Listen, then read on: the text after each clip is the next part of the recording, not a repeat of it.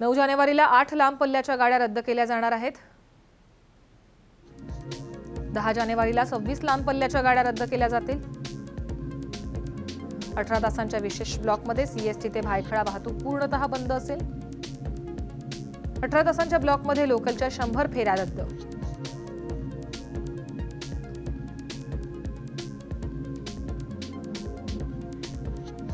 (1879) साली ब्रिटिशांनी हा ब्रिज बांधला होता।